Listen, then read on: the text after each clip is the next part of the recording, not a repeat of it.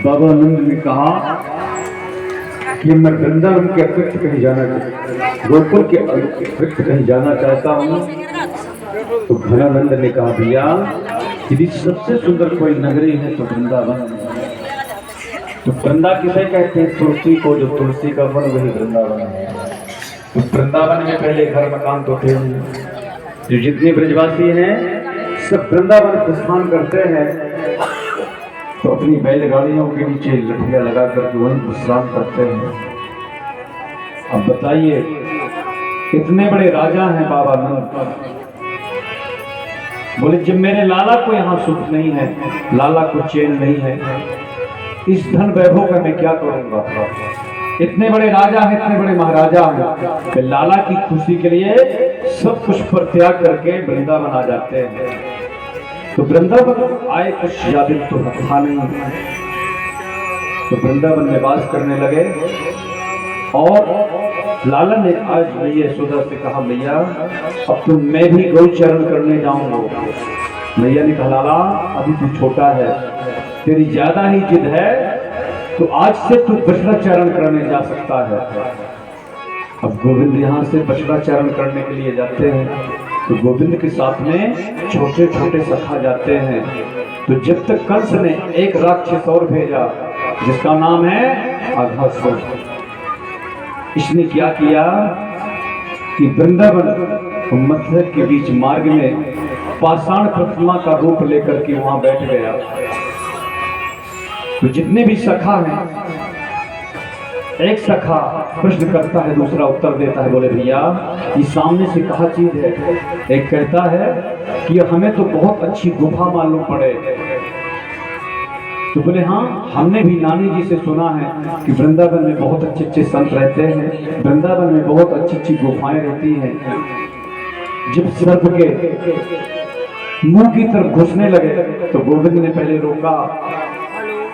तो जब सर्प के अंदर गए तो सर्प की जिह्वा को उन्होंने गद्दे समझा। बोले भैया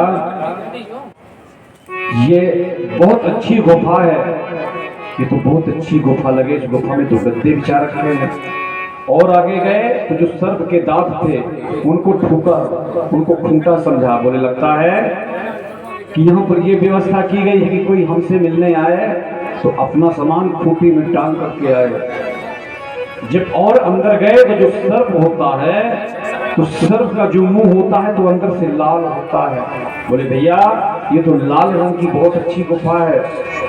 तो जितने भी सखा थे सब अंदर प्रविष्ट हो गए। गोविंद ने कहा बताओ जब ये प्रविष्ट हो गए तो मैं क्या करूंगा? तो गोविंद भी जैसे अंदर गए तो जैसे उसने अपना मुखारविंद किया, बंद किया। बोले इसी को तो मैं मानने आया था। तो ना गोविंद नीचे गले से उतरे ना ऊपर, जैसे अपने वजन को फोड़ाया उसका गोविंदाय नमो नमः हो गया। क्योंकि भगवान है, जब चींटी जैसा बनना जानते हैं तो पहाड़ जैसा भी तो बनना जानते हैं।